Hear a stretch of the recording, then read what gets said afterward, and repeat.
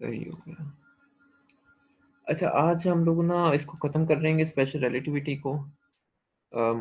मतलब जो basic special relativity है वो आज हमारी सारी कवर हो जाएगी। तो आज भी वैसे कोई नई चीजें नहीं है, चीजें वही हैं जो हम सब ने पहले पढ़ी हुई हैं कई दफा। सिर्फ नोटेशन चेंज है और उस नोटेशन से हम कुछ और नई बातें वहां से निकालेंगे। मतलब ऐसी बातें जो आगे जाके हमें रिलेटिविटी और इलेक्ट्रोडायनामिक्स को मिलाने में इस्तेमाल होंगी, या जिसको हम रिलेटिविस्टिक इलेक्ट्रोडायनामिक्स कहते हैं। सो आज हम ना बहुत जल्दी इन सारी चीज़ों को ख़त्म कर देते हैं कि क्या-क्या इसमें रह गया है। अब अभी तक जो हम लोगों ने काम किया इसमें वो ये कि हमने 4 वेक्टर्स की सूरत में लॉरेंस ट्रांसफॉर्मेशन वगैरह डिफाइन कर ली थी, 4 वेक्टर्स निकाल लिए थे, वेलोसिटीज़ आ गई थी। हमने टाइम डायलेशन का रिलेशन फाइंड किया है, लेंथ कॉन्ट्रैक्शन दोबारा निकाली थी, लॉरेंस इनवेरिएंट चेक किया था, और देन लॉरेंस ट्रांसफॉर्मेशन के थ्रू चेक किया था कि ये जितने भी रिलेशंस हैं वो लॉरेंस ट्रांसफॉर्मेशन को ओबे करते हैं। तो ये सारी बातें हम लोग कर चुके हैं। अब एक बड़ा इम्पोर्टेंट मसला यहाँ पर ये है कि अ, अभी भी हमारे किनेमैटिकल जो इंग्रेडिएंट्स हैं वो पूरे नहीं हुए। किसी भी चीज़ को स्टडी करने के लिए 2 चीज़ें लाज़मी होंगी। मेरे ख़्याल में हमज़ा भी आ रहा है। सो बहरहाल जब तक हमज़ा आता है मैं तब तक कुछ चीज़ें सम अप कर देता हूँ। सो किसी भी चीज़ को करने के लिए हमें 2 इंग्रीडिएंट्स चाहिए होते हैं। पीडीएफ शेयर हो रही है ना आप सबको? जी। सो हमें 2 इंग्रीडिएंट्स चाहिए होते हैं, एक तो उसके किनेमैटिकल आर्गुमेंट्स के लिए और एक डायनामिकल आर्गुमेंट्स के लिए। किनेमैटिक्स के अंदर कौन-कौन से इंग्रीडिएंट होंगे उसके? आपका पोज़ीशन और टाइम। जब आपके पास एक दफ़ा पोज़ीशन और टाइम आ जाएगा तो फिर आप उसके किनेमैटिकल ग्राउंड्स को सेट कर सकते हैं। उन किनेमैटिकल ग्राउंड्स में कौन-कौन सी चीज़ें शामिल होंगी? आपके पास वेलोसिटी होगी और एक्सेलरेशन होगा। इन अ सेंस सिर्फ वेलोसिटी किनेमैटिकल ग्राउंड्स बना रही हैं, तो एक्स, वी और टी ये 3 चीज़ें हैं जो आपको किनेमैटिकल बेसिस अ, सेट करने के लिए चाहिए होती हैं। यहाँ से हमारा प्रोसेस शुरू होता है डायनामिक्स का। तो अब असल में हम लोग शिफ्ट करने लगे हैं डायनामिक्स पे। डायनामिक्स कैसे? क्योंकि जब आपके पास एक दफ़ा वेलोसिटी आ जाती है तो आप वहाँ से मास कैलकुलेट कर सकते हैं। सॉरी, मोमेंटम कैलकुलेट कर सकते हैं। और न्यूटन के सेकंड लॉ ऑफ मोशन से हमें पता है कि मोमेंटम डायरेक्टली लिंक करता है फ़ोर्स के साथ। फ़ोर्स एक डायनामिकल क्वांटिटी है, किनेमैटिकल नहीं है। सो अब हम ग्राउंड्स क्लियर कर रहे हैं डायनामिक्स के लिए। जहाँ पर फ़ोर्स होगी वहाँ पर एनर्जी भी होगी। जहाँ पर एनर्जी होगी आइंस्टाइन के मुताबिक वहाँ पर मास भी होगा। सो यही वजह है कि हमने पिछले किसी भी लेक्चर के अंदर मास इनवेरियंस को डिस्कस ही नहीं किया था, क्योंकि वो एक डायनामिकल रेजिम के अंदर चला जाता है और हम मास इनवेरियंस का रिलेशन डायरेक्ट फाइंड भी नहीं करते। हम आज देखेंगे। हम मास को मोमेंटम से लिंक करेंगे, मोमेंटम लिंक होगा एनर्जी के साथ और एनर्जी जाके मास इनवेरियंस को शो करवाएगी। सो ये हमारा एक इनडायरेक्ट रूट है जो असल में फिज़िक्स में लिया जाता है फंडामेंटल साइंसेज़ में। सो हम लोग स्टार्ट यहाँ से करते हैं कि आपके पास जो मोमेंटम की यूजुअल डेफिनेशन है p is equal to M v, वो हमें पता है कि होल्ड स्मॉल स्पीड्स के ऊपर करती है, लेकिन जैसे ही स्पीड हाई होना स्टार्ट हो जाएगी ये डेफिनेशन वैलिड नहीं रहेगी। हम अभी देखते हैं कि ये क्यों नहीं वैलिड रहती या क्या मसाइल आते हैं, लेकिन फिलहाल हमें पता है कि वैलिड नहीं होती। तो इसका मतलब है कि हमें मोमेंटम को रीडिफाइन करना पड़ेगा। अब मोमेंटम को रीडिफाइन करने के लिए हमें पहले कुछ और चीज़ों को दोबारा से डिफाइन करना पड़ेगा और ये देखना पड़ेगा कि क्या वो नई डेफिनेशंस या वो नई क्वांटिटीज़ हमारी पुरानी क्वांटिटीज़ के साथ कोरिलेट कर रही हैं। अगर नहीं कर रही तो फिर दोबारा से उनको देखेंगे हम लोग। सो एक ही क्वांटिटी हमें इसमें चाहिए जिसको हम लोग प्रॉपर टाइम कहते हैं। ये वही प्रॉपर टाइम है जो हम लोगों ने टाइम डायलेशन के केस में फाइंड किया था। सो असल में ये टाइम वो वाला टाइम होता है जो किसी भी रेस्ट फ्रेम के अंदर कोई ऑब्जर्वर मेजर करता है अपने लिहाज से। जैसे यहाँ पर एक फ्रेम ऑफ रेफरेंस है। अब ऑब्जर्वर आपके पास किसी मूविंग फ्रेम में मौजूद है और ये क्लॉक्स इसके फ्रेम ऑफ रेफरेंस के अंदर पड़े हुए हैं। सो इस फ्रेम के अंदर इसके कोऑर्डिनेट्स क्या होंगे? हम 4 वेक्टर की सूरत में लिख सकते हैं delta t, delta x, delta y, delta z. अब हम हर जगह सी डेल्टा टी यूज़ करेंगे ताकि डायमेंशंस मैच कर सकें। इसी तरीके से अगर कोवेरिएंट 4 वेक्टर लिखें तो इसके साथ माइनस का साइन आ जाएगा। अच्छा, इसमें एक चीज़ मैं और यहाँ पर क्लियर कर दूँ कि सिग्नेचर की डेफिनिशन को ज़हन में रखते हुए अगर मैं डेल्टा टी के साथ माइनस लगाऊँगा तो फिर ये सारे पॉज़िटिव आएँगे। अच्छा, ये वाली बात मैं दोबारा से आखिर में दोबारा इस ये बात मैंने क्यों की है ये हम आखिर में दोबारा देखेंगे जब हम थोड़ा-सा रिलेटिविस्टिक इलेक्ट्रोडायनामिक्स का ज़िक्र करेंगे। सो बहरहाल ये सारी कैलकुलेशन वही है, हम यहाँ से डेल्टा एक्स म्यू का डॉट प्रोडक्ट ले सकते हैं, सिंप्लीफाई करते हैं, कैलकुलेशन सारी कर लेते हैं। हमें पता है कि और कैलकुलेशन करने के बाद ये चीज़ इसके बराबर आ जाती है। ये सिंपल मैथमेटिक्स है। लेकिन क्लॉक्स जो हैं वो इसके फ्रेम ऑफ रेफरेंस में पड़े हुए हैं, और इसके फ्रेम ऑफ रेफरेंस में जो टाइम होगा वो प्रॉपर टाइम होगा। प्रॉपर टाइम को हम हर जगह डेल्टा टी से रिप्रेजेंट करेंगे। सो लिहाजा अब आपके पास पहला कोऑर्डिनेट तो हो जाएगा सी डेल्टा टी, लेकिन चूंकि क्लॉक एस प्राइम के फ्रेम में पड़ा हुआ है, तो इसका मतलब है कि इसके लिहाज से तो डेल्टा एक्स चेंज ही नहीं हो रहा, क्योंकि जब ये वाला फ्रेम ऑफ रेफरेंस यहाँ पर था तो ये क्लॉक यहाँ पर था, ये यहाँ पर आया तो ये क्लॉक भी यहाँ पर था, ये यहाँ चला गया तो यही वाला क्लॉक यहाँ पर आ गया। तो इस ऑब्जर्वर के लिहाज से क्लॉक की पोजीशन चेंज ही नहीं हो रही। तो आपके पास डेल्टा एक्स, डेल्टा वाई और डेल्टा जी को 0 होना चाहिए।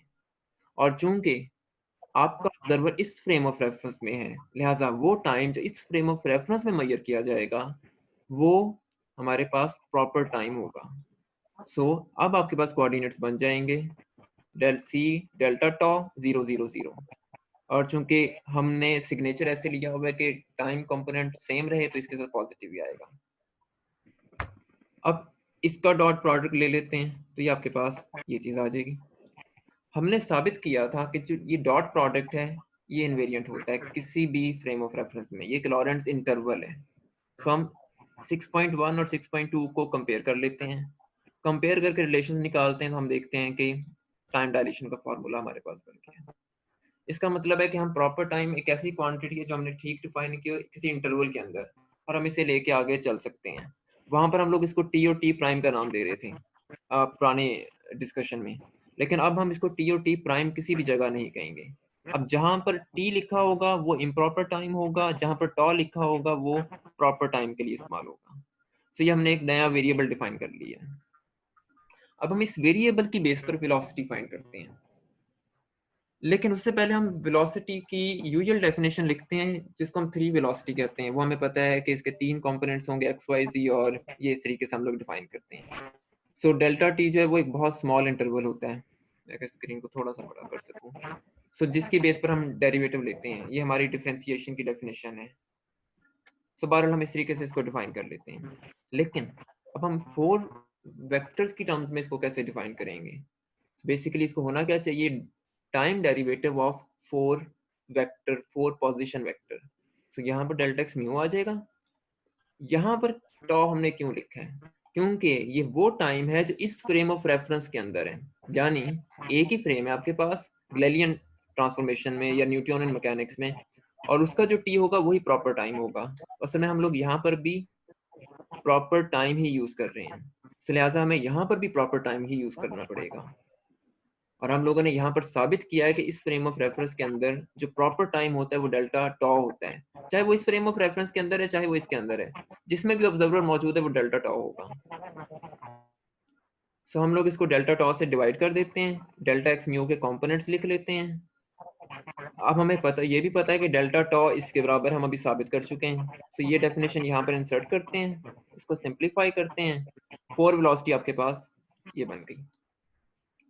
तो जिसमें पहला कंपोनेंट गामा सी है और अगले तीनों कंपोनेंट्स गामा वी है, यानी 4 वेलोसिटी का 0th component gamma time speed of light होगा और बाकी यूजुअल कंपोनेंट्स हैं। अब यहाँ से हमें कुछ प्रॉपर्टीज इजीली पता लग सकती हैं। सबसे पहली प्रॉपर्टी तो ये है कि रिलेटिविस्टिक लिमिट के अंदर गामा 1 के बराबर होता है। जब गामा 1 के बराबर होगा तो स्पेशल कंपोनेंट सारे के सारे गैलीलियन ट्रांसफॉर्मेशन कॉरस्पॉन्ड कर रहे होंगे। तो यहाँ तक कोई फर्क नहीं है। इसका मतलब है कि ये फॉर्मूला ठीक है क्योंकि ये क्लासिकल लिमिट को में अप्रोक्सीमेट हो रहा है। दूसरी चीज ये कि अब हम इसका इंटरवल लेके देखते हैं कि इसका इंटरवल हमें बता क्या रहा है। आपने यू कॉन्ट्रा और यू को डिफाइन कर लिए, इनका इंटरवल कैलकुलेट किया, सी स्क्वायर आ गया। Again c speed of light है और हमें पता है कि ये एक स्केलर नंबर होगा इसका इंटरवल, क्योंकि डॉट प्रोडक्ट है। स्केलर नंबर हमेशा इनवेरिएंट रहता है, चेंज नहीं होता किसी भी फ्रेम ऑफ रेफरेंस में। सो ये इक्वेशन असल में हमें एक बहुत इंपॉर्टेंट रिजल्ट बता रही है। वो ये कि जो आइंस्टाइन का पहला पोस्टुलेट था कि speed of light her frame of reference में कांस्टेंट रहती है, इनवेरिएंट रहती है, चेंज नहीं होती, यहाँ से हम साबित कर सकते हैं। क्योंकि जो भी ऑब्जर्वर है उसके लिए हम कैलकुलेट करें कंपोनेंट्स लिखे हैं वेलोसिटी के, उनका डॉट प्रोडक्ट ले लें और हम देख सकते हैं कि वो ऑब्जर्वर चाहे जिस मर्जी फ्रेम ऑफ रेफरेंस में हो, उसको उसका जवाब हमेशा सी स्क्वायर ही मिलेगा। क्यों? क्योंकि ये चीज़ लॉरेंट्ज़ इनवेरिएंट है। तो अब हमने यहाँ पर पहला पोस्टुलेट भी इस डेफिनेशन के थ्रू साबित कर लिया।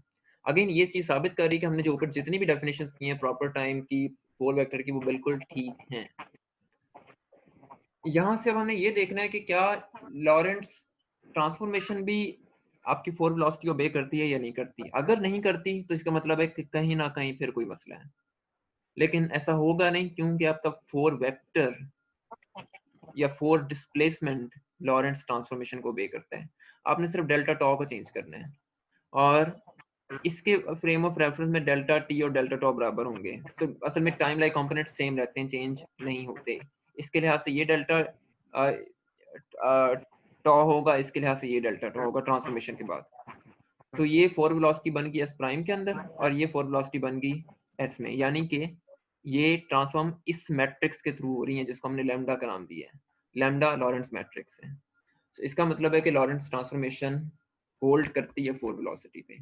अगेन इंडिकेशन है कि सेकंड पोस्टुलेट भी ठीक है। All laws of physics remain invariant in all frames of references, चाहे वो वेलोसिटी हो, चाहे वो एक्सेलरेशन हो, जो भी हो। तो यहाँ तक मेरा नहीं ख्याल कि कोई मुश्किल चीज़ होगी, बहुत सीधी-सीधी सी चीज़ें हम लोग कर देखते आ रहे हैं। देन आगे हाँ, हमज़ा कोई क्वेश्चन है?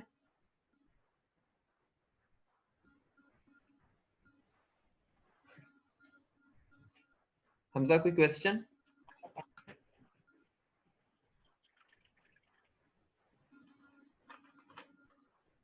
ओके। सो अब हम एक दफ़ा चीज़ों को रिव्यू कर लेते हैं कि न्यूटोनियन मैकेनिक्स क्या कहती है। ये आपके पास ग्रेविटेशनल का लॉ आ गया है, ये Newton second law of motion है, उसको मोमेंटम की टर्म्स में लिखा हुआ है।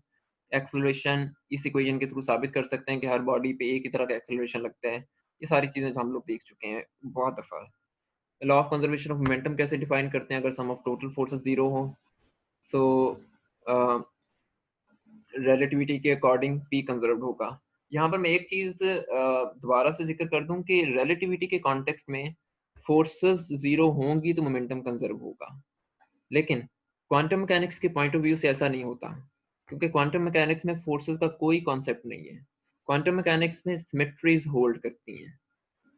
सो मैं वहाँ पर इस बात का मतलब, और चूँकि हमें पता है कि ये एफ डिपेंड कर रहा है इस टी के ऊपर, तो इसके अंदर कोई टाइम ट्रांसलेशन सिमेट्री होगी, जिसकी वजह से मोमेंटम कंजर्व होगा। तो अगर आपके सिस्टम में टाइम ट्रांसलेशन सिमेट्री है, तो क्वांटम मैकेनिक्स में मोमेंटम कंजर्व होता है। या ये कह सकते हैं कि मोमेंटम का जो जनरेटर होता है, वो टाइम होता है क्वांटम मैकेनिक्स के अंदर। सो ये वाली डेफिनेशन सिर्फ रिलेटिविटी या मैकेनिक्स के पॉइंट ऑफ व्यू से ठीक है, क्वांटम मैकेनिक्स के पॉइंट ऑफ व्यू से नहीं। क्वांटम मैकेनिक्स के पॉइंट ऑफ व्यू से इन चीज़ों को जनरेटर्स की फॉर्म्स में लिखा जाता है। सो बहरहाल ये एक वैसी साथ में एक बात हमने डिस्कस कर ली। अब हम देखते हैं कि conservation of momentum Newtonian mechanics में क्या वाकई कंजर्व होगी या नहीं होगी। सो आपके पास एक मास ऑब्जेक्ट है जिसका मास m है, थोड़ी देर के बाद वो एक्सप्लोड हो जाता है। दो बराबर हिस्सों में, एक राइट पे जा रहा है, एक लेफ्ट पे जा रहा है। रेस्ट फ्रेम ऑफ रेफरेंस में जब हम मेजर करते हैं तो इनिशियल और फाइनल मोमेंटम दोनों बराबर आते हैं। लेकिन अब ये फ्रेम ऑफ रेफरेंस मूव कर रहा है, इसके लिहाज से ये दोनों पार्टिकल्स रेस्ट की हालत में नहीं है, बल्कि इनकी कोई ना कोई वेलोसिटी होगी। और चूंकि ये फ्रेम ऑफ रेफरेंस हरकत कर रहा है और हमें पता है कि इसके अंदर जितनी भी क्वांटिटीज हैं, हमने साबित किया वो लॉरेंट्ज़ ट्रांसफॉर्मेशन को ओबे करती हैं, तो इसके लिहाज से जो वेलोसिटीज होंगी दोनों, ये गिलेलियन ट्रांसफॉर्मेशन के अकॉर्डिंग ऐड नहीं होंगी। इस बात का क्या मतलब है? गिलेलियन ट्रांसफॉर्मेशन में अगर दो वेलोसिटीज हो तो आप उनको सिंपल ऐड कर देते हैं या सब्ट्रैक्ट कर देते हैं। चूंकि ऑपोजिट डायरेक्शन है तो मैं सिर्फ u प्लस यू कर दूंगा, या in a sense u minus u करूंगा, वो जीरो आ जाएगा। तो आपको अगेन यहाँ पर जीरो मिल जाएगा, और गिलेलियन फ्रेम के अंदर तो ये वैसी रेस्ट की हालत में है, तो ये चीज भी जीरो हो जाएगी। तो गिलेलियन फ्रेम ऑफ रेफरेंस में तो ये अभी भी होल्ड कर रहा है।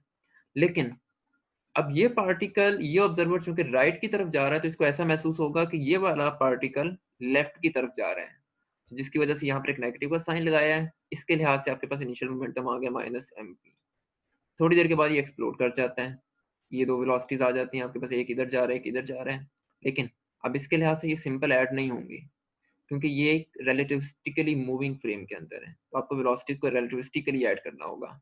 असल में यही वो एक क्लास थी जो हम लोगों ने स्किप की थी, कि ये चीज़ें हमें पता है कि कैसे करनी है।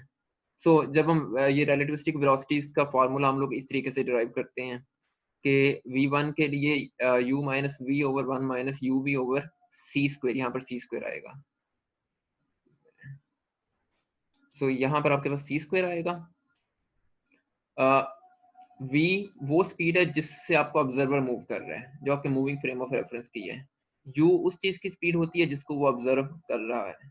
सो ये वाला फैक्टर कभी भी चेंज नहीं होगा, ना ही डिनोमिनेटर का सी स्क्वायर चेंज होगा। सिर्फ इसके लिहाज से ये वाला फैक्टर चेंज होगा कि क्या पार्टिकल इसकी तरफ आ रहा है या इससे दूर जा रहा है। सो एक पार्टिकल इसकी तरफ आ रहा होगा, एक इससे दूर जा रहा होगा। जो दूर जा रहा है उसके लिए पॉजिटिव हो गया, जो इसकी तरफ आ रहा है उसके लिए माइनस भी हो गया। सॉरी, जो इसकी तरफ आ रहा है उसके लिए प्लस हो गया, जो दूर जा रहा है उसके लिए हमने माइनस लगा दिया। सो ये दो वेलोसिटीज आ गई। अब हम इन वेलोसिटीज को ऐड करते हैं, यहाँ पे फार्मूले में पुट करके सिंप्लीफाई करते हैं, ये सिचुएशन बन जाती है।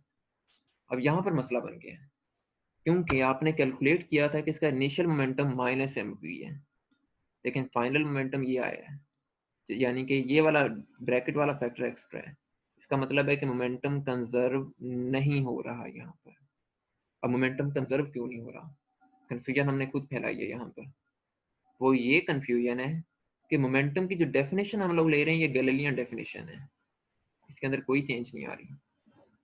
यानी कि इसके अंदर वी भी वो वाला वी है जो यूक्लिडियन या नॉन रिलेटिविस्टिक वेलोसिटी होती है, यानी ये वेलोसिटी लॉरेंस ट्रांसफॉर्मेशन को ओबे नहीं करती। और हम लोग ऊपर साबित करके आए हैं अभी कि वेलोसिटी लॉरेंस ट्रांसफॉर्मेशन को ओबे करती है। इसका मतलब ये है कि अब हम अगर नॉन रिलेटिविस्टिक फार्मूला मोमेंटम का यूज करें लेकिन वेलोसिटीज को ऐड कर रहे हैं रिलेटिविस्टिकली, तो मोमेंटम कंजर्व नहीं हो सकता। इसका मतलब है कि ये चीज आपको ठीक करने की जरूरत है, क्योंकि ये तो हमें पता है कि ठीक है, ऑलरेडी हम बारह इसको साबित कर चुके हैं। अब आपको मोमेंटम को रीडिफाइन करना पड़ेगा। और यहाँ से हम ये भी देख सकते हैं कि ये फॉर्मूला जो हमने निकाला है बिल्कुल ठीक निकाला है। वो ये कि अगर आपका v बहुत ज्यादा स्मॉल हो c से, तो ये simply p is equal to M V को कॉरस्पॉन्ड कर जाता है, यानी कि माइनस एम वी देगा। ये दोनों डिनोमिनेटर्स एक जैसे होंगे, कैंसिल आउट हो जाएंगे। c बहुत बड़ा होगा तो ऊपर वाला फैक्टर भी वन आ जाएगा, नीचे वाला भी वन आ जाएगा, ये पूरा फैक्टर आपका सिंपल माइनस एम वी बचेगा। तो लो स्पीड्स पे तो ये एक इंडिकेशन भी है कि लो स्पीड्स के ऊपर ये एडिशन ठीक हो रहा है। तो मसला हमारे पास अगेन मोमेंटम के फॉर्मूले में है। तो अब हमें मोमेंटम को डिफाइन करना पड़ेगा। उसे कैसे डिफाइन कर सकते हैं? पुरानी डेफिनेशन हमारी ये है कि mass times 3 velocity V X V Y V Z. अब हमें करना पड़ेगा mass times 4 velocity. So 4 velocity को हम लोग डिफाइन कर चुके हैं ऑलरेडी कि gamma C V X V Y V Z के बराबर होती है। अब पहला कंपोनेंट क्या बन रहा है? Gamma M C. दूसरा बन रहा है गामा एम वी। तीसरा गामा एम वी वाई। इसी तरह गामा एम वी जी। यहाँ से बहुत क्लियरली हमें नजर आ रहा है कि अगर नॉन रिलेटिविस्टिक लिमिट हो तो गामा वन के बराबर होगा। अगर गामा वन है, पहले कंपोनेंट को भूल जाते हैं, अगर गामा वन के बराबर है तो p one m v x है, p two M we y है, p three m v z है, जो यहाँ से क्लियरली नजर आ रहा है। और अगर गामा वन है, इसका मतलब है कि फिर स्पीड सी भी नहीं है, फिर आपकी स्पीड वी के बराबर होगी। ये फॉर्मूला भी आपको जर्नल मोमेंटम दे देगा, ये टोटल मोमेंटम दे देगा, P is equal to M V. इसका मतलब है कि ये डेफिनेशन हमारी ठीक काम कर रही है। ये छोटे छोटे क्रॉस चेक्स हैं जो हम साथ साथ चेक करते जाते हैं कि हमारी कहीं पर भी, क्योंकि जब हम किसी भी थ्योरी को फॉर्मुलेट करना स्टार्ट होते हैं तो हमें ऐसे चेक्स देखने बहुत जरूरी हो जाते हैं। क्योंकि अगर एक भी डेफिनेशन किस आपकी थ्योरी के बिल्डिंग ब्लॉक से कॉन्ट्राडिक्ट कर गई, इसका मतलब है कि आगे आपकी सारी थ्योरी काम नहीं करेगी। सो क्वांटम मैकेनिक्स में और रिलेटिविटी में, रिलेटिविटी से मुराद है कि ये जो हाई एनर्जी फिजिक्स हमारे पास है, जिसके अंदर हम लॉरेंट्ज ट्रांसफॉर्मेशन को डील करते हैं, चाहे वो क्वांटम मैकेनिक्स के अंदर हो, चाहे वो पार्टिकल फिजिक्स में हो, चाहे वो इलेक्ट्रोडायनामिक्स के अंदर हो, आपको मुख्तलिफ हर जगह पे क्रॉस चेक्स लगाने पड़ते हैं। क्लासिकल मैकेनिक्स का थोड़ा सा हिसाब डिफरेंट है। सो यहाँ तक हमारा काम बिल्कुल ठीक आ रहा है। अब इसकी प्रॉपर्टीज भी हम देख सकते हैं। ये चीज डिपेंड कर रही है इस फैक्टर के ऊपर। हमने साबित किया कि ये फैक्टर लॉरेंस ट्रांसफॉर्मेशन को obey करता है, डेफिनेटली फिर पी भी करेगा। तो पी के लिए हम लिख सकते हैं ट्रांसफॉर्मेशन ऐसे। अगेन एक इंडिकेशन है सेकंड पोस्टुलेट की कि अगर एक फ्रेम ऑफ रेफरेंस में मोमेंटम सेम है तो दूसरे फ्रेम ऑफ रेफरेंस में भी वही आएगा, अगर वो इस ट्रांसफॉर्मेशन मैट्रिक्स को obey करता है। जो कि सो बेसिकली सेकंड पॉस्टुलेट को दोबारा से रीट्रेट कर लेते हैं। सेकंड पॉस्टुलेट का मतलब ये है कि तमाम लॉज ऑफ फिजिक्स उस सूरत में एक जैसे होंगे अगर वो लॉरेंट्ज ट्रांसफॉर्मेशन को ओबे कर रहे होंगे, क्योंकि लॉरेंट्ज ट्रांसफॉर्मेशन का ओबे करना ही असल में इनर्शियल फ्रेम होने की गारंटी है, वरना नहीं है। अब एज्यूम करते हैं कि आपके पास बहुत सारे पार्टिकल्स हैं। तो पहले पार्टिकल का फोर मोमेंटम ये है, दूसरे का ये है, तीसरे का ये है। इसका मतलब है कि टोटल मोमेंटम भी फोर मोमेंटम की तरह ही ट्रांसफॉर्म होगा। तो ये सिंपल एक पॉस्टुलेट है जैसे मैं पहले लिखा है। अच्छा, लेकिन ये पॉस्टुलेट बहुत इंपॉर्टेंट पॉस्टुलेट है, क्योंकि असल में यही चीज हमें लेके जाएगी एनर्जी कंजर्वेशन की तरफ। अभी तक हमने एनर्जी की कोई बात नहीं की। अगर आपके पास पी म्यू किसी फोर वेक्टर की तरह ट्रांसफॉर्म हो रहा है, फिर हमें पता है कि इनिशियल और फाइनल मोमेंटम बराबर होंगे। क्यों? क्योंकि मोमेंटम एक कंजर्व क्वांटिटी है और सेकंड पॉस्टुलेट ये कह रहा है कि इसको कंजर्व होना चाहिए, और रेस्ट फ्रेम ऑफ रेफरेंस के अंदर तो हमें पता है कि कंजर्व होंगे। इसका मतलब है कि किसी मूविंग फ्रेम ऑफ रेफरेंस में भी कंजर्व होंगे। मूविंग में भी, इस मूविंग में होल्ड कर रहे हैं तो फिर ये किसी भी मूविंग फ्रेम ऑफ रेफरेंस में होल्ड कर सकते हैं। इसका मतलब है कि फोर मोमेंटम आपके मोमेंटम को कंजर्व करवा रहा है, थ्री मोमेंटम हाई स्पीड्स के ऊपर नहीं करवाता। लेकिन फोर मोमेंटम चूज करेंगे तो हमें कोई मसला नहीं होगा। तो यहां तक कोई क्वेश्चन तो नहीं है?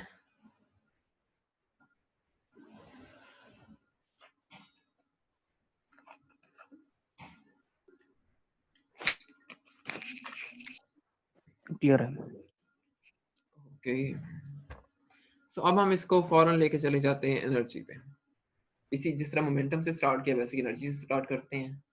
एनर्जी को कैसे डिफाइन करते हैं? मास टाइम्स ऑर्डिनरी वेलोसिटी का स्क्वायर, जो आपके पास हाफ mv स्क्वायर है। लेकिन रिलेटिविस्टिकली तो हमें पता है कि ये चीज होल्ड करती है, तो फिर हमें एनर्जी को डिफाइन भी इसी टर्म्स के अंदर करना पड़ेगा, इसी मोमेंटम की सूरत में। अब ये मोमेंटम मैंने क्यों लिखा है? क्योंकि एनर्जी का एक relation P square by two M B होता है, तो इस वजह से हम ऐसे कर रहे हैं। अच्छा, अब आपको असल में करना ये है कि मास टाइम्स फोर वेलोसिटी का स्क्वायर लेना है। अब वो कैसे ले सकते हैं, या हमें वो लेने की जरूरत भी पड़ेगी या नहीं पड़ेगी, वो हम डायरेक्टली चेक कर सकते हैं। हम कंडीशन यहाँ पर ये लगाते हैं कि ये वाला रिलेशन, ऑल्दो हमें पता है कि ये ऐसे होता है, लेकिन हम एक कंडीशन दोबारा से लगा देते हैं कि ये हर कंपोनेंट के लिए होल्ड कर रहे हैं। सिर्फ ये म्यू इज इक्वल टू 1 2 3 यानी स्पेशल के लिए होल्ड नहीं कर रहा, बल्कि म्यू इज इक्वल टू 0 के लिए भी होल्ड कर रहे हैं। इसका मतलब है कि टाइम लाइक कंपोनेंट्स कोलिजन के बाद भी चेंज नहीं होता। सो क्या ये कंपोनेंट फिर एनर्जी के तौर पर काम दे सकता है? क्योंकि यहाँ पर थ्री मोमेंटम के अंदर भी आप एनर्जी इसी तरीके से निकालते हैं। ई का असल में रिलेशन एम वी स्क्वायर नहीं है, ई का actual relation P square by two M है। ई आपके पास पी का फंक्शन होती है। तो क्या हम यहाँ से जीरो कंपोनेंट को एनर्जी के तौर पर इस्तेमाल कर सकते हैं? उसके लिए हम पहले ये वाला कंपोनेंट एज इट इज लिख देते हैं जो जीरो कंपोनेंट आया था। अब पहला चेक इसके ऊपर ये है कि इसकी डायमेंशन चेक करते हैं। गामा की कोई डायमेंशन नहीं है, ये सिर्फ मोमेंटम है। सो मोमेंटम की सेंस में तो डायमेंशंस मैच कर रही हैं, लेकिन ये एनर्जी की डायमेंशंस को रिप्रेजेंट नहीं कर रहा। इसका मतलब है कि ये एनर्जी की डायमेंशन है ही नहीं। अब हमें यहाँ पर थोड़ी सी तब्दीली करनी पड़ेगी। हमें इसके अंदर किसी तरीके से फिगर आउट करना है। फिगर आउट कैसे कर सकते हैं? हम डिफाइन करते हैं कि E is equal to C P nought, कि अगर हम फोर्थ मोमेंटम के जीरो कंपोनेंट को C से मल्टीप्लाई करें तो ये आपको एनर्जी दे देगा। अब ये आपके पास जूल दे रहा है ऐसा यूनिट्स के अंदर। अगर हम C से मल्टीप्लाई करें तो ये फार्मूला आपको एनर्जी की डायमेंशन प्रोवाइड कर सकता है। इसका मतलब है कि हम लिख सकते हैं P not equals E by c. So आपके पास फोर्थ कंपोनेंट को, टाइम लाइक कंपोनेंट को इस तरीके से लिखा जाता है। अगर ये चीज कंजर्व है, जो कि हम साबित कर चुके हैं कि यहाँ पर कंजर्व होगी, इसका मतलब है कि E भी कंजर्व है। सो थ्योरी ऑफ रिलेटिविटी इंडिकेट कर रही है कि एनर्जी कंजर्व होगी, और एनर्जी एक लॉरेंट्ज ट्रांसफॉर्मेशन फैक्टर है, क्योंकि आपका पी नॉट या पी म्यू लॉरेंट्ज ट्रांसफॉर्मेशन को obey करते हैं। तो असल में पी म्यू के लॉरेंट्ज ट्रांसफॉर्मेशन को obey करने का मतलब है कि इसके सारे कंपोनेंट्स लॉरेंट्ज इनवेरिएंट होते हैं। डेफिनेटली एनर्जी भी होती है। अगर एनर्जी भी होती तो हर वो फार्मूला जिसके अंदर एनर्जी इंक्लूड होगी वो इनवेरिएंट होगा। सो सेकंड पॉस्टुलेट वहां से भी सेटिस्फाई हो रहा है हमारे पास। दूसरा, अगर हम यहाँ पर गामा को 1 कर दें तो ये फार्मूला रिड्यूस हो जाता है, E is equal to M C C square पे। खैर इस फॉर्मूले को हम दोबारा से रीडराइव करते हैं और इसको चेक करेंगे कि नॉन रिलेटिविस्टिक लिमिट्स में ये कैसे बनते हैं। सो अब असल में हम लोग 4 वेक्टर को डिफाइन कर रहे हैं इन टर्म्स के अंदर। सो पी म्यू का पहला कंपोनेंट एनर्जी का होता है, फोर मोमेंटम का 0th कंपोनेंट एनर्जी होगा और बाकी 3 कंपोनेंट्स 3 मोमेंटम के होते हैं। अब यहाँ पर मैंने एक थोड़ा सा इजाफा ये किया है कि हम जैसे जैसे इलेक्ट्रोडायनामिक्स करेंगे या और थेरीज की या ज्योमेट्रिकल इंटरप्रिटेशन वगैरह करेंगे तो हम सिस्टम ऑफ यूनिट सब स्विच कर देंगे अपना। हमें पता है कि हर जगह सी का फैक्टर आ रहा है और ये बहुत जगहों पर आएगा, तकरीबन हर फॉर्मूले के अंदर आता है। तो सिंप्लिसिटी के लिए हम लोग नेचुरल यूनिट्स यूज करते हैं। नेचुरल यूनिट्स के अंदर सी की वैल्यू 1 होती है।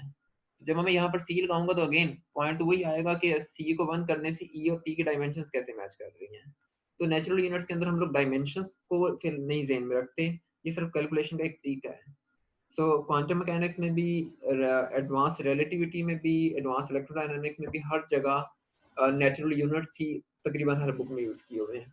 और नेचुरल यूनिट्स में सिर्फ सी की वैल्यू 1 नहीं होती, बल्कि mass of electron, Planck's constant, gravitational constant capital G, c, इन सब की वैल्यू 1 के बराबर होती है। लेकिन हम अपनी सहूलत के मुताबिक इसमें इजाफा भी कर सकते हैं। मिसाल के तौर पर बहुत सारी बुक्स के अंदर हमें ये तो हमें पता है कि जी की वैल्यू 1 होती ही है इसमें, लेकिन बहुत सारी बुक्स में 8 पाई जी को भी 1 के बराबर लिया जाता है। सो ये अगेन नॉर्मलाइजेशन का एक तरीका है कि हम क्या एज्यूम करना चाह रहे हैं। इससे आपके फॉर्मूले के ऊपर कोई फर्क नहीं पड़ता कि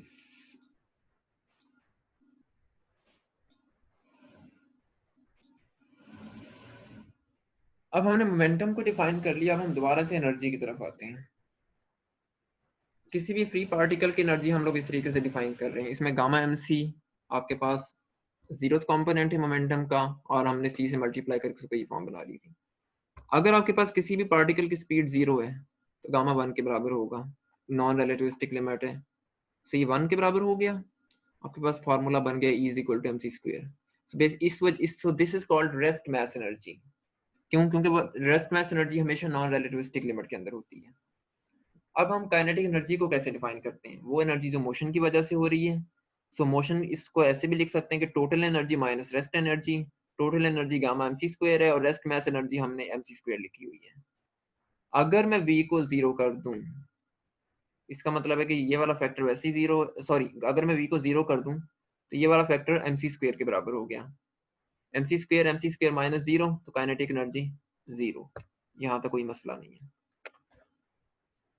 लेकिन अब हम रिलेटिविस्टिकली एनर्जी कैलकुलेट करना चाह रहे हैं हाई स्पीड्स के ऊपर भी। तो हम इसके अंदर रिलेटिविस्टिक करेक्शन करते हैं। करेक्शन करने का तरीका ये है कि आप सबसे पहले गामा को एक्सपेंड करें। गामा को एक्सपेंड करना है बाइनोमियल थ्योरम के थ्रू या इवन के टेलर एक्सपेंशन के थ्रू भी किया जा सकता है ओरिजिन के राउंड, लेकिन हम बाइनोमियल थ्योरम यूज कर रहे हैं क्योंकि वो ज्यादा आसान है। सो बाइनोमियल थ्योरम के थ्रू इसको एक्सपेंड किया। गामा बराबर था 1 over square root 1 minus V square by C square. ये उसका बाइनोमियल एक्सपेंशन आ गया। हम इसको सिर्फ थर्ड ऑर्डर तक एक्सपेंड कर रहे हैं, उसके आगे हम इसको एक्सपेंड नहीं करेंगे क्योंकि उसकी हमें ज़रूरत नहीं है। सो बेसिकली इन टर्म्स को करेक्शन टर्म्स भी कहा जाता है। सो ये रिलेटिविस्टिक करेक्शन है। अगर मैं सिर्फ ये वाली टर्म इंक्लूड कर रहा हूँ गामा इज इक्वल टू 1, इसका मतलब है कि ये 0th ऑर्डर करेक्शन है। This is called first order correction, this is called second order correction. ये वही करेक्शन, इसको उसी सेंस में करेक्शन कह रहे हैं जिस सेंस में हम लोग परटर्बेशन थ्योरी के अंदर कहते हैं। अब इस गामा के इस एक्सपेंडेड एक्सपेंशन को हम यहाँ पर इंसर्ट कर देते हैं गामा एमसी स्क्वायर में। ये टोटल एनर्जी ये बन गई। इसमें से माइनस कर देते हैं हम एमसी स्क्वायर को।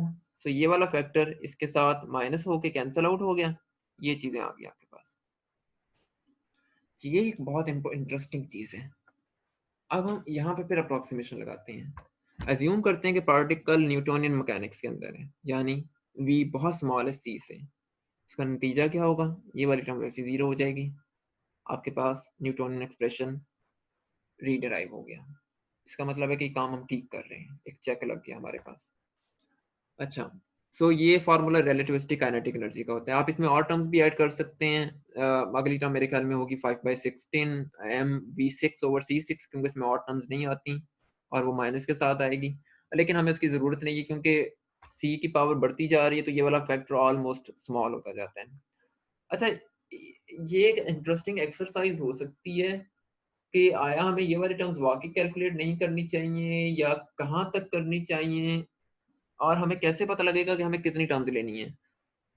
एनालिटिकली सॉल्व करते वक्त तो हम यहाँ तक गुजारा कर लेते हैं, हमें कोई फर्क नहीं पड़ता क्योंकि ये टर्म्स हमें देखने में नजर आ रहे हैं कि बहुत स्मॉल है। लेकिन जब भी हम कोई रिजल्ट डिराइव करना चाह रहे हो, कोई रिसर्च बेस्ड वर्क करना चाह रहे हो या कोई वैसी प्रोजेक्ट हम लोग कर रहे हैं, तो हमें इस सारी चीज़ों को न्यूमेरिकली इवेलुएट करना पड़ता है। न्यूमेरिकल इवेलुएशन में एक बड़ा पेट रूल फिजिक्स में रखा जाता है कि आपके पास 16 डिजिट्स की प्रिसिजन अचीव होनी चाहिए। सो वैल्यू 16 डिजिट्स तक कंसिस्टेंट आनी चाहिए। वहां पर आप इसके अंदर और टर्म्स ऐड करते जाएंगे और देखेंगे कि कहाँ तक जाके आपके पास 16 डिजिट्स की प्रिसिजन अचीव हो रही है। प्रिसिजन अचीव होने का मतलब है कि क्लासिकल रिजल्ट भी 16 डिजिट्स तक निकाल लें और रिलेटिविस्टिक भी देखें कहाँ तक डिजिट्स में मैच कर रहे हैं। 16 के बाद इसलिए नहीं हम लोग करते क्योंकि उसके बाद इसका ताल्लुक होता है आपके सिस्टम की प्रिसिजन के साथ। आपके जो हमारे सिस्टम्स होते हैं वो 16 बिट्स से ज्यादा की प्रिसिजन नहीं देते, फ्लोटिंग बिट्स तक ही उसको लेके चलते हैं, 64 बिट्स हैं। सो अगर तो आप में से किसी की भी प्रोग्रामिंग के ऊपर ग्रिप है, MATLAB, Python, C plus plus, Mathematica का कोई भी लैंग्वेज आप लोगों को इस्तेमाल करनी आती है, सो मैं लाजमी सजेस्ट करूंगा कि आप इसके डिफरेंट ऑर्डर्स के ग्राफ प्लॉट्स करके देखें कि वेलोसिटी के अंदर कितना फर्क आ रहा है। सो उसका तरीका क्या है कि आप वेरिएबल्स क्या लेंगे, एम को आसानी के लिए 1 ले लें, किसी से ये मास ऑफ इलेक्ट्रॉन है। आप वेलोसिटी को भी स्मॉल रखें, क्योंकि हमने कंडीशन यहाँ पर ये लगाई कि ये वाला फैक्टर स्मॉल होना चाहिए। सो वेलोसिटी को भी आप लोग स्मॉल ले लें, अपनी मर्जी से कुछ भी रख लें, कुछ 10 मीटर पर सेकेंड, 100 मीटर, और डिफरेंट प्लॉट्स करें। एक सिर्फ इस टर्म को लेके करें, एक में दोनों टर्म्स डालें, एक में तीनों डालें, चार टर्म्स डालें, 5 डालें, और देखें कि ग्राफ्स के अंदर कितना फर्क आ रहा है। शुरू में ये फर्क शायद बहुत ज्यादा ना हो, लेकिन सॉरी, शुरू में ये फर्क ज्यादा होगा, लेकिन जैसे जैसे आप टर्म्स ऐड करते जाएंगे फर्क उतना ज्यादा कम होता जाएगा। सो ये एक बहुत अच्छी एक्सरसाइज है, क्योंकि इस तरह की चीज़ों की हमें बहुत ज़रूरत पड़ती है।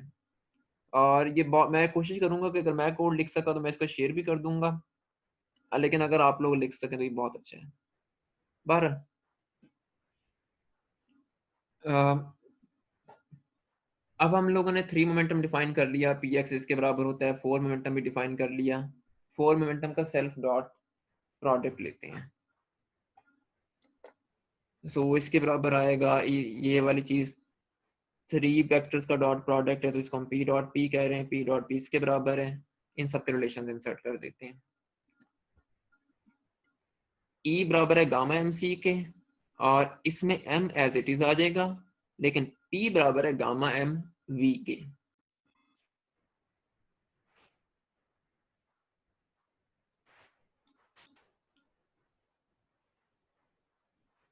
सॉरी, मेरे ख्याल में इंटरनेट डिस्कनेक्ट हो गया था तो इस वजह से सिग्नल्स ऑफ हो गए थे।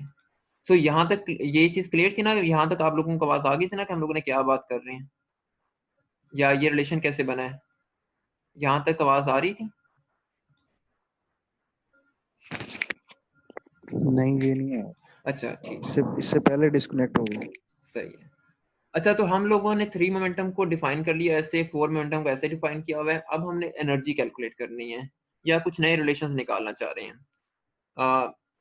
हम मोमेंटम का सेल्फ डॉट प्रोडक्ट लेते हैं। अब ये निकालना क्यों चाह रहे हैं? क्योंकि हमने यहाँ पर देखा था एनर्जी को डिफाइन किया जाता है पी स्क्वायर बाई 2m की फॉर्म में, जहां पर हम लोग काइनेटिक एनर्जी का जिक्र कर रहे थे। तो हम देखना चाहते हैं कि वो पी स्क्वायर क्या है, वो पी डॉट पी है 3 वेक्टर्स के अंदर। तो 4 वेक्टर्स के अंदर पी डॉट पी आपको क्या देता है?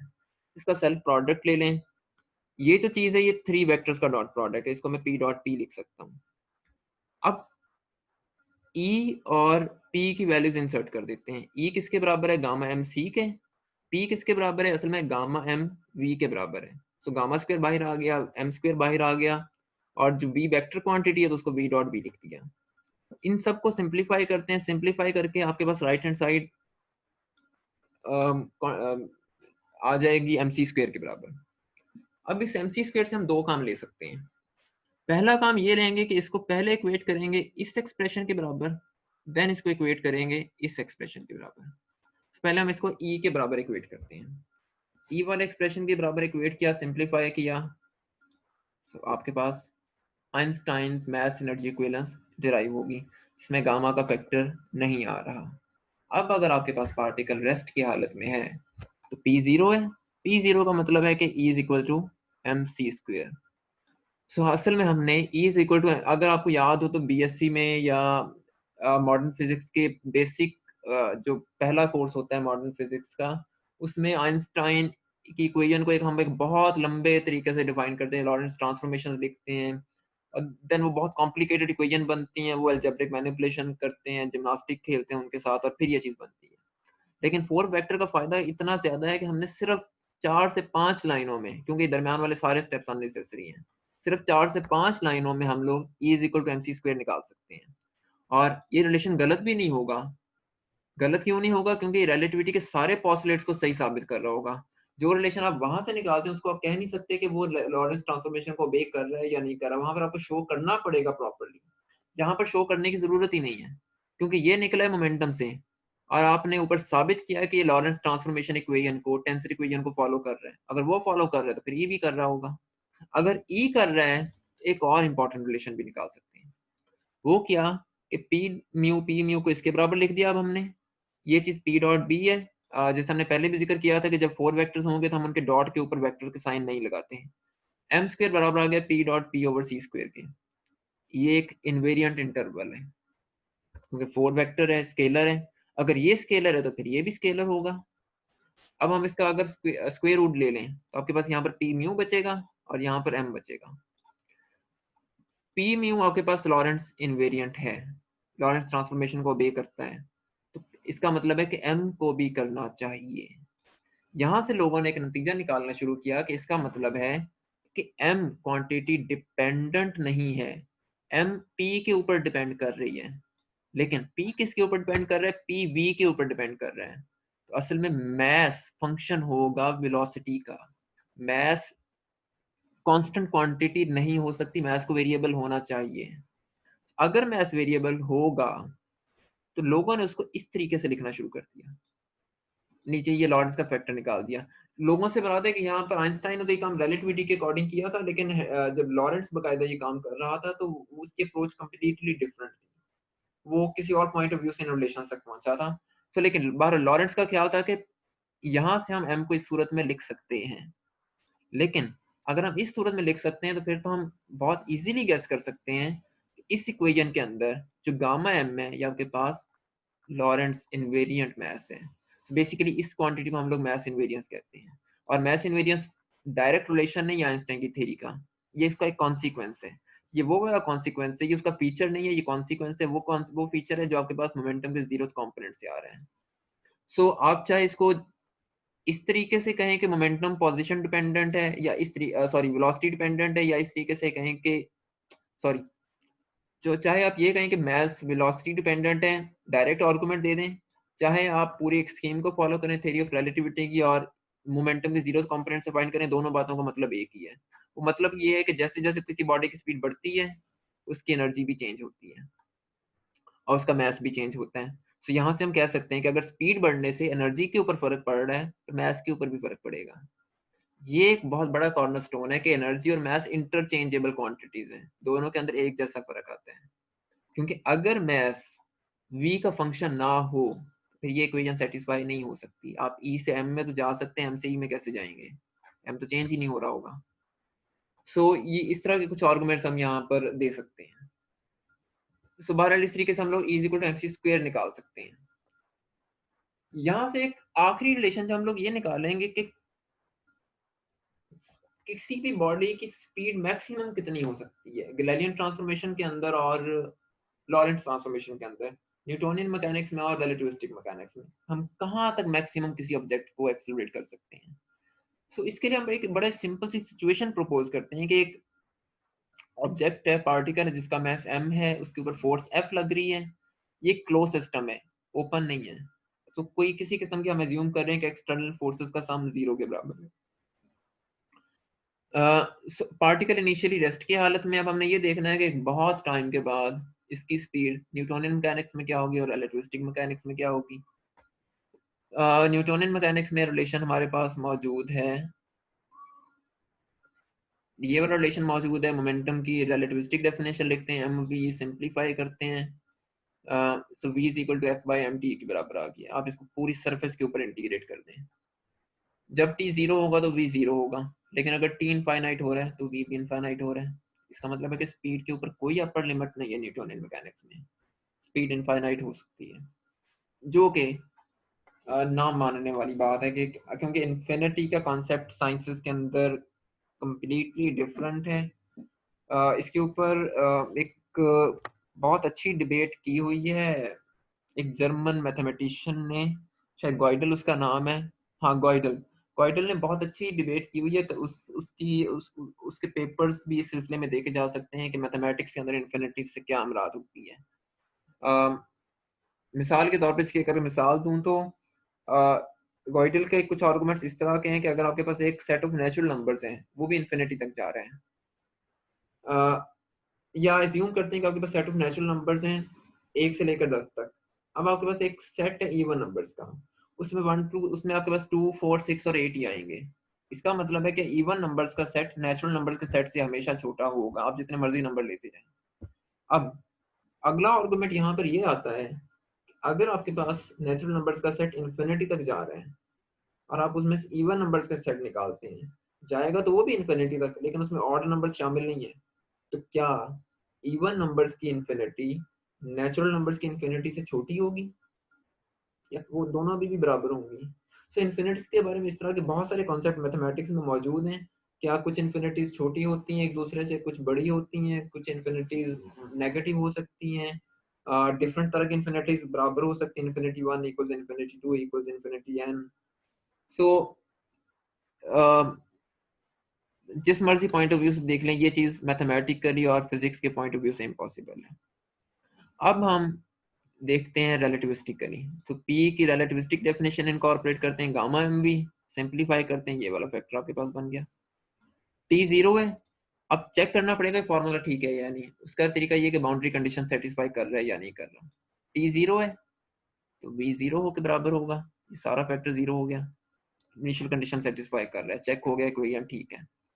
अब हम इसको आगे इस्तेमाल कर सकते हैं। अब टी को बढ़ाते जाएं बढ़ाते जाएं बढ़ाते जाएं, टी मैक्सिमम कहाँ तक जाएगा, टी तब जाके इन्फिनिट होगा। मैं यहाँ पर इन्फिनिटी पुट कर देता हूँ, ये चीज इन्फिनिटी बन जाएगी, लेकिन ये चीज तब तक इन्फिनिटी नहीं बनेगी जब तक बी सी के बराबर नहीं होगा। इसका मतलब ये होगा कि अगर टी इन्फिनिटी पे जाता है तो वी की अपर लिमिट सी होगी, सी से आगे नहीं जा सकता। ये चेक लग गया दोबारा से पहले पॉस्टुलेट के ऊपर कि किसी भी ऑब्जर्वर के लिए स्पीड ऑफ लाइट सी से ज्यादा नहीं हो सकती किसी भी फ्रेम ऑफ रेफरेंस के अंदर। अब किसी भी फ्रेम ऑफ रेफरेंस यहाँ पर क्यों कहां से आ गया, क्योंकि ये डेफिनेशन आई है मोमेंटम से, और मोमेंटम लॉरेंट्ज इनवेरिएंट है, हम साबित कर चुके हैं। इसका मतलब है कि ये वाला आर्गुमेंट हमारा हर फ्रेम ऑफ रेफरेंस के अंदर वैलिड होगा। हर फ्रेम ऑफ रेफरेंस के अंदर v की स्पीड c से ज्यादा नहीं हो सकती। सो अगर कोई ऑब्जेक्ट इन्फिनिटी स्पीड को अचीव करना चाहता है तो उसको सिंपली अपनी स्पीड को c के ऊपर लेके जाना पड़ेगा।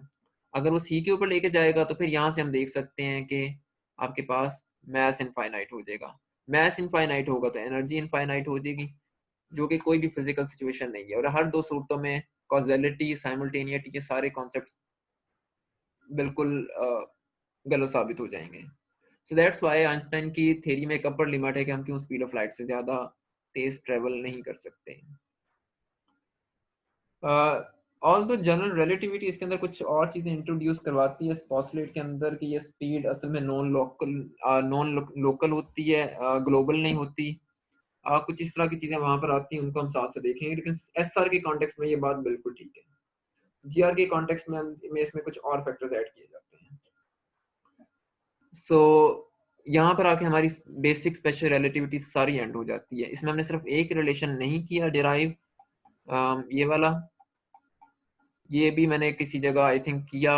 मैंने इसको ना एक दफा इसको, ये तो आप लोग वैसे खुद भी कर सकते हैं, वैसे मैं इसके अंदर भी इनको शामिल कर दूंगा आजकल में, तो ये ताकि हमारा एक सेट पूरा हो जाएगा इन चीजों का। सो यहाँ तक कोई क्वेश्चन, इसमें कोई नई बात नहीं थी, सिर्फ नोटेशन चेंज थी।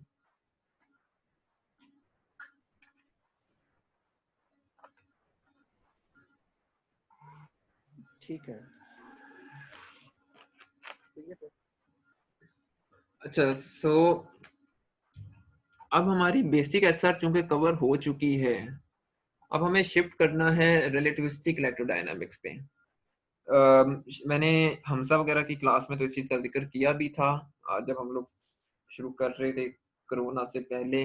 अदनान की आउटलाइन में भी ये चीज़ शामिल है, फिर वो आपकी आउटलाइन के अंदर भी ये चीज़ डायरेक्टली असर का हिस्सा नहीं होती, लेकिन ये चीज़ मतलब कि आउटलाइन का हिस्सा मुराद है कि असर करवाते वक्त इसका जिक्र नहीं होता, लेकिन इसके बगैर असर कंप्लीट हो नहीं सकती, क्योंकि अभी तक असल में हमने एप्लीकेशंस का जिक्र नहीं किया।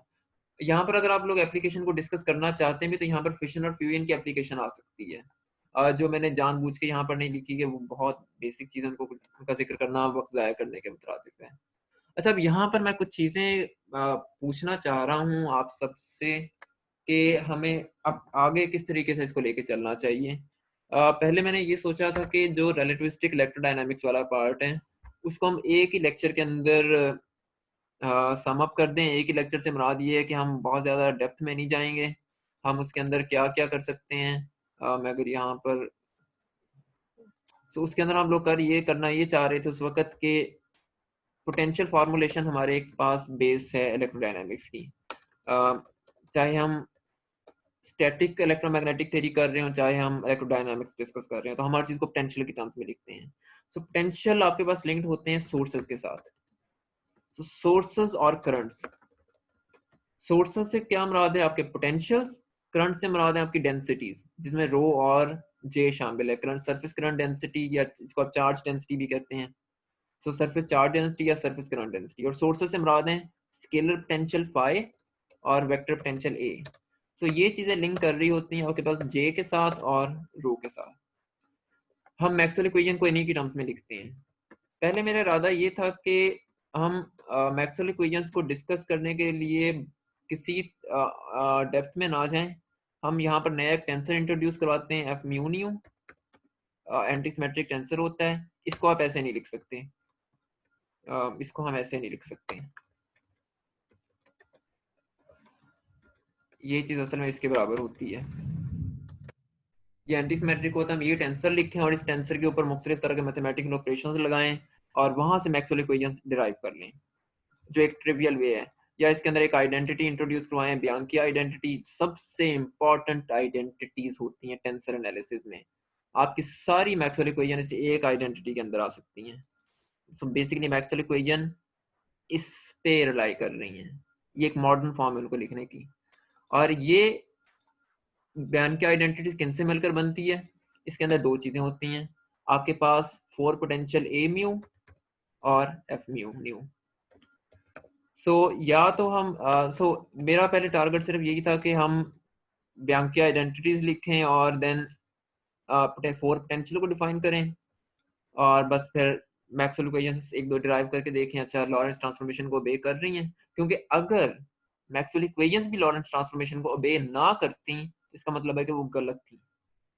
और असल में ये ट्रांसफॉर्मेशन का आइडिया आइंस्टाइन को आया ही मैक्सवेल इक्वेशन से था, क्योंकि मैक्सवेल इक्वेशन प्रिडिक्ट करती थी कि speed of light constant factor होगी। तो वहां से आइंस्टाइन ने फिर दूसरा पोस्टुलेट खुद सोचा था कि अच्छा ऐसे भी फिर होना चाहिए। मेरा इरादा पहले सिर्फ इतना था कि हम सिर्फ ये वाला काम करें, बयान की आइडेंटिटीज लिखें, एफ म्यूनियो को इंट्रोड्यूस करवाएं और मैक्सवेल इक्वेशंस चारों ड्राइव करके देख लें कि काम खत्म हो जाएगा हमारा। दूसरा, इसमें एक ऑप्शन हमारे पास ये आता है कि मैं अगर इसको खत्म करूं किसी तरीके से,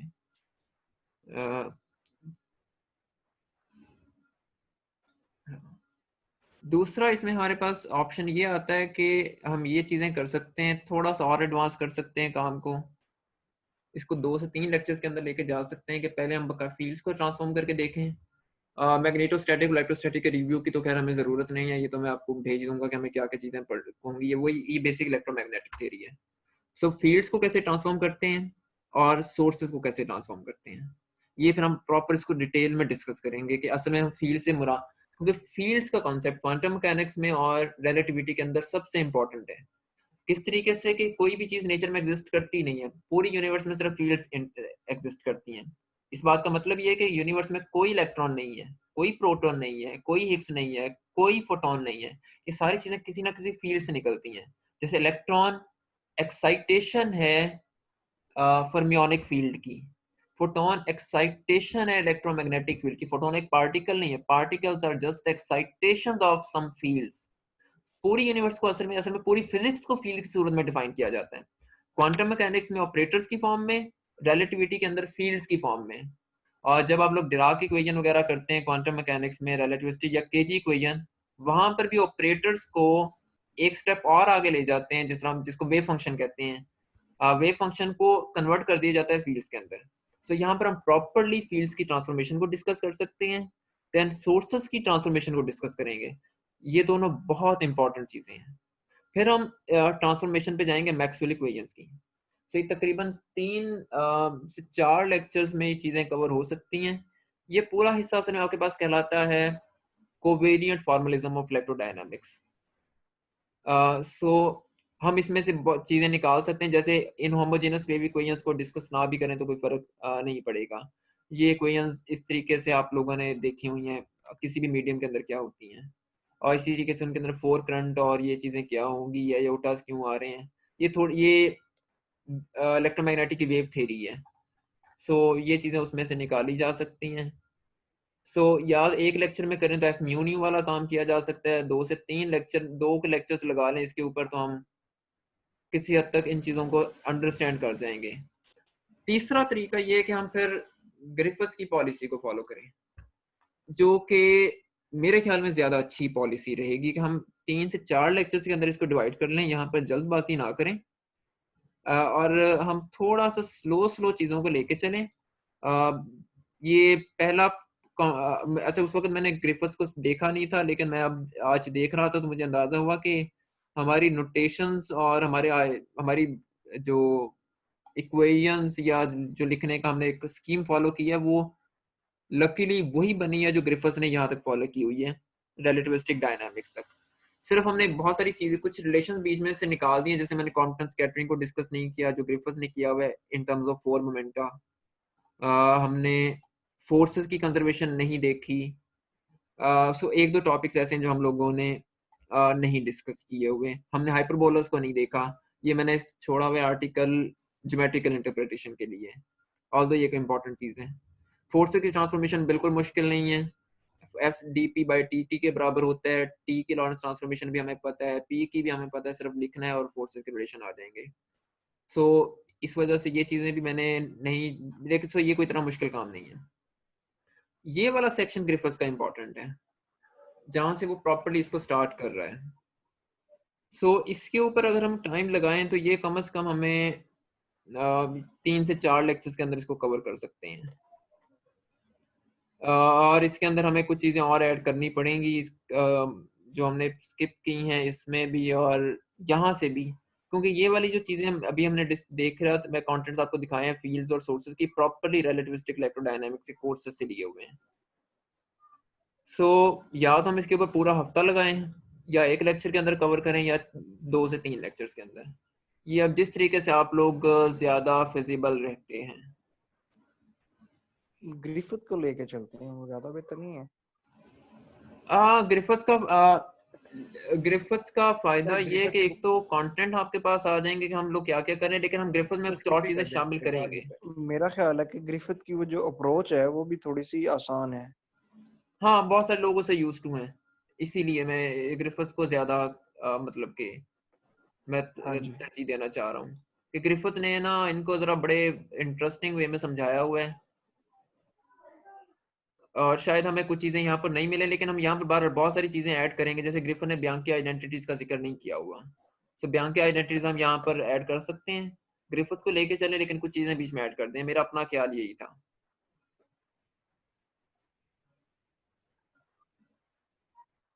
अच्छा बिलाल, ये बाकी स्टूडेंट्स जो पार्टिसिपेंट्स हैं ये किस क्लास के स्टूडेंट्स हैं? इनमें से अदनान हमजा तो यूनिवर्सिटी ऑफ साहिवाल से है। हमजा तो मेरा स्टूडेंट था उसमें, बल्कि है 8वें सेमेस्टर में। अभी तो खैर मैं लोगों को नहीं पढ़ा रहा इस सेमेस्टर में। और बाकी एक फरवा मेरी क्लास फेलो एमएससी की, और एक तो एक और बंदा है केपीके से, वो पता नहीं आज क्यों नहीं आया, वो 5वें सेमेस्टर का चलो। स्टूडेंट है। तो इसीलिए सही मैंने सही। जरा स्पीड तेज रखी है कि चीजें सबने की हुई हैं।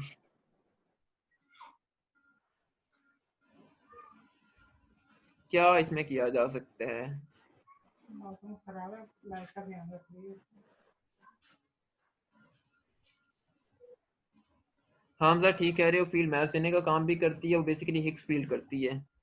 लेकिन हम उस डायरेक्शन में नहीं जाएंगे क्योंकि वो क्वांटम, वो पार्टिकल फिजिक्स की डायरेक्शन है। तो अगर हम पार्टिकल फिजिक्स कर रहे होते तो फिर हम हिग्स मैकेनिज्म को प्रॉपर्ली डिस्कस करते, लेकिन उसके लिए बहुत लंबा बैकग्राउंड चाहिए वहां तक पहुंचने के लिए कि वहां से मैथ्स निकलता कैसे है। Feynman diagrams, Wick's rotation, fields का आइडिया, क्वांटम फील्ड्स क्या होती हैं, और क्या वेव पार्टिकल डुअल, जिसको हम कहते हैं वेव पार्टिकल डुअलिटी से पार्टिकल वेव डुअलिटी में कैसे जा सकते हैं, फर्स्ट ट्रांसफॉर्मेशन, सेकंड, वो प्रॉपर फील्ड थ्योरी है, वो एक डिफरेंट चीज है। लेकिन आप सही कह रहे हो कि मैथ्स वहीं से निकलता है, वही फील्ड की एक्साइटेशन है मैथ्स। असल में एक्साइटेशन डायरेक्टली मैथ्स नहीं, उसकी एक्साइटेशन एनर्जी है, जिसको हिग्स एनर्जी कहा जाता सर है। हम जनरल रिलेटिविटी कब शुरू करेंगे? एक दफा जब हम जनरल रिलेटिविटी करने से पहले हमें टेंसर्स के ऊपर एक ग्रिप चाहिए।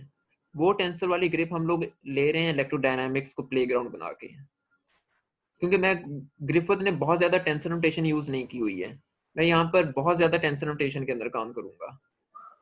ग्रिफिथ ने टेंसर नोटेशन से आमतौर पर ना जान छुड़ाई है, क्योंकि ये बेसिकली अंडरग्रेड लेवल का टेक्स्ट है। अंडरग्रेड से मुराद है कि तीसरे चौथे सेमेस्टर की किताब है, तो तीसरे चौथे सेमेस्टर में टेंसर्स के ऊपर इतना फोकस नहीं किया जाता। लेकिन हम इसके अंदर टेंसर्स ही इंट्रोड्यूस करवाएंगे।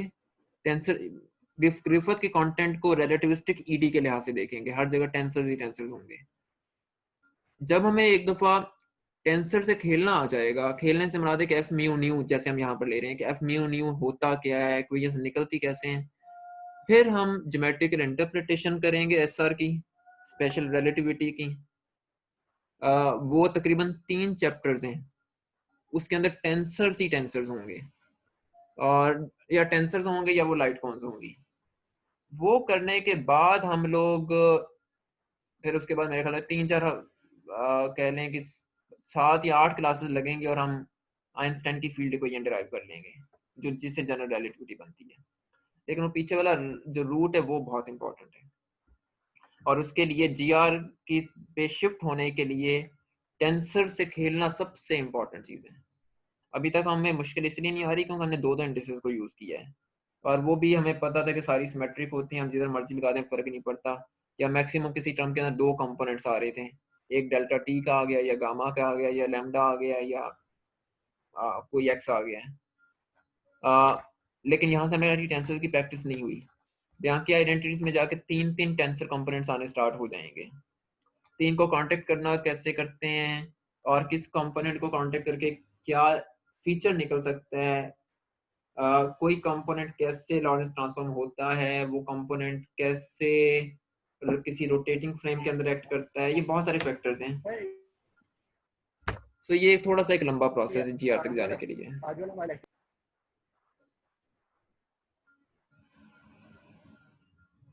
क्या कह रहे हो?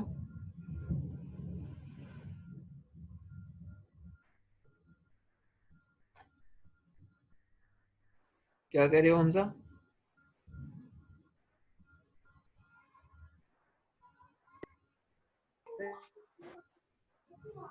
आपकी आवाज नहीं आ रही।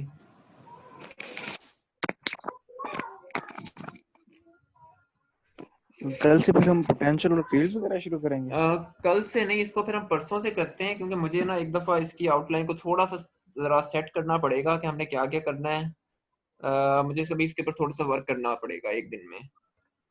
सही है। सो हम फिर इसको परसों करेंगे दोबारा, ताकि असल में ग्रिफिथ की नोटेशन थोड़ी सी हमारी नोटेशन से चेंज हो रही है, और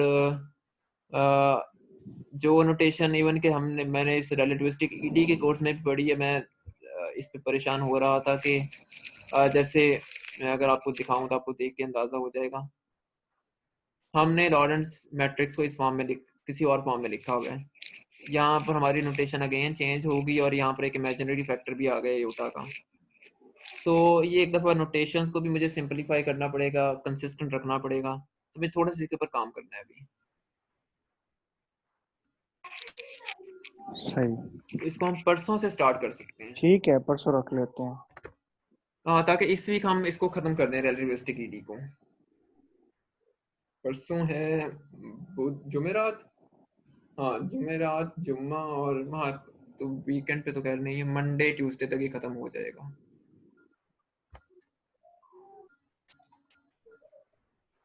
सो कोई क्वेश्चन, फिर हम इसको एंड करें वरना। ये कोर्स कहीं पढ़ा रहे हो आप? या मैं पढ़ा नहीं रहा, मैंने इनको पढ़ाना था हमजा वगैरह को, रिलेटिविस्टिक इलेक्ट्रोडायनामिक्स मैंने करवानी थी इनको, लेकिन बाय चांस कोरोना आ गया और हमारा कॉन्टेक्ट खत्म हो गया, तो इस वजह से मैं फिलहाल तो ये पढ़ा नहीं रहा। लेकिन मैंने इस कोर्स को 2 दफा रम्स में टीए किया है, जीआर को भी और रिलेटिविस्टिक ईडी को भी। वो पूरा कोर्स होता है वहां तो रिलेटिविस्टिक इलेक्ट्रोडायनामिक्स का। सो सही। बस उसी बेस पे ही चीजें कर रहे हैं। और फिर ये चीजें पार्टिकल फिजिक्स में भी खैर हम लोगों ने पढ़ी हैं, तो पढ़ा नहीं रहा लेकिन पढ़ी बहुत दफा है।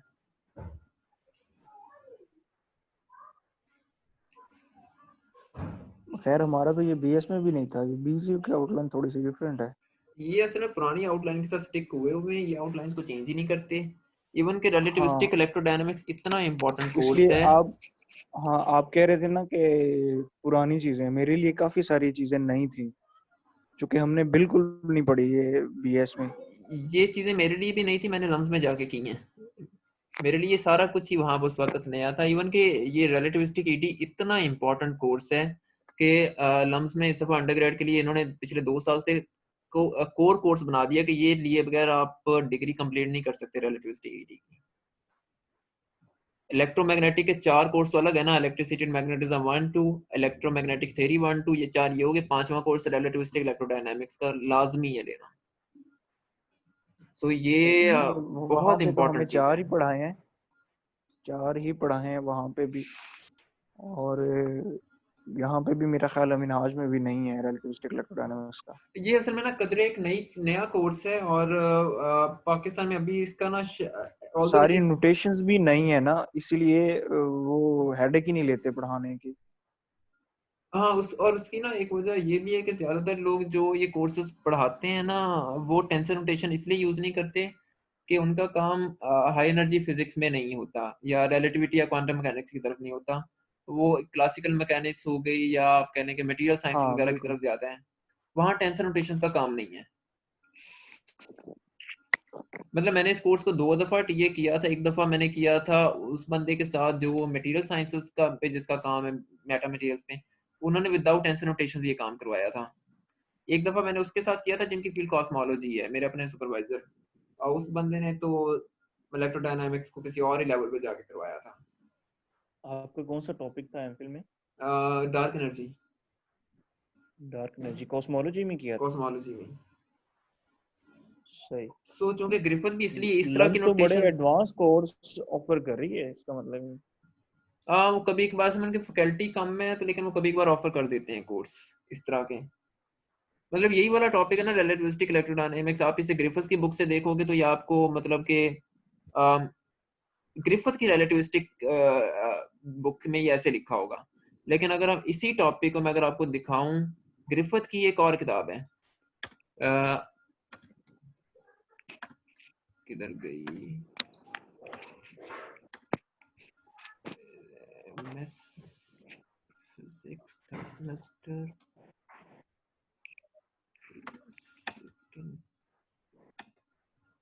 ये वाली, हाँ ये एक किताब शो हो रही होगी ग्रिफिथ्स की, particle physics, introduction to elementary particles. अब इस फिजिक्स में ये जितनी भी रिलेटिविस्टिक ईडी का जिक्र कर रहा है, ये रिलेटिविस्टिक किनेमैटिक्स के अंदर जाके या सिमेट्रीज के अंदर जाके, ये सारी की सारी टेंसर्स की फॉर्म में है। ये वाली जो इलेक्ट्रोडायनामिक्स है 275। सो ये डिपेंड करता है कि आप मतलब किस इंस्ट्रक्टर से ये चीज़ें कर रहे हो और किस कोर्स में कर रहे हो। मतलब ये वहाँ पर हम लोग रिएक्शंस को सिर्फ ऐसे लिखेंगे, ये सारे रिएक्शंस को फाइनमेंट डायग्राम्स की टर्म्स में लिखेगा, क्रॉस सेक्शंस कैलकुलेट करेगा, और ये उसका एम्पलीट्यूड निकाला हुआ है। सो ये इसके अंदर बहुत वैरायटी है इस कोर्स के अंदर। और अच्छा हाँ मुझे याद आया सच, रिलेटिव अगर हम कल का दिन फ्री हम कुछ कर नहीं रहे तो मैं ये किताब फॉरवर्ड कर देता हूँ। इसमें टेंसर नोटेशन के ऊपर ग्रिफिथ ने बहुत अच्छा चैप्टर लिखा हुआ है, बहुत अच्छा चैप्टर लिखा हुआ है। तीसरा चैप्टर है ग्रिफिथ का। आप लोग एक दफ़ा लाजमी गो थ्रू कर लें, और इसमें बहुत सारी ऐसी चीज़ें मिलेंगी जो हमें रिलेटिविस्टिक ईडी के अंदर काम आएंगी।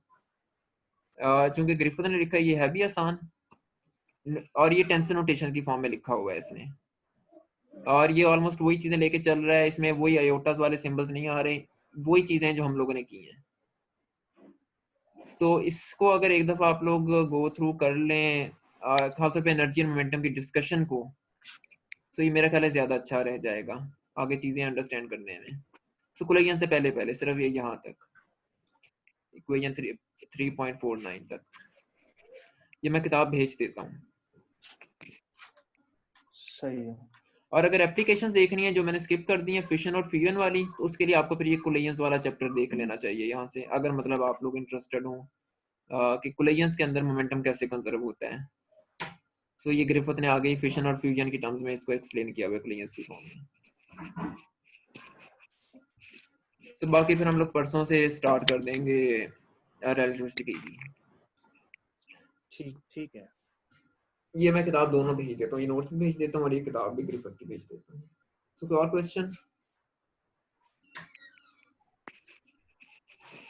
नहीं, फिर परसों चलो सही है, बस फिर हम लोग इंशाल्लाह परसों मिलते हैं। चलो ठीक है, ओके, अल्लाह आपने मुझे हाफिज। वो स्टैट की बुक भी मैं अभी भेजनी है, भेज रहा हूँ, स्टैटिस्टिकल की बुक, मैं अभी भेज रहा हूँ। वो भी, और दूसरा वो कोशिश कीजिए कि अगर मिल जाए तो उसका हाँ, अगर मैनुअल। वो मिला तो मैं वो भी फॉरवर्ड कर देता हूँ, बस स्टैट की बुक तो मैं अभी भेजता हूँ। जी थैंक यू। चलो सही हो गया, ओके, अल्लाह हाफिज। अल्लाह हाफिज।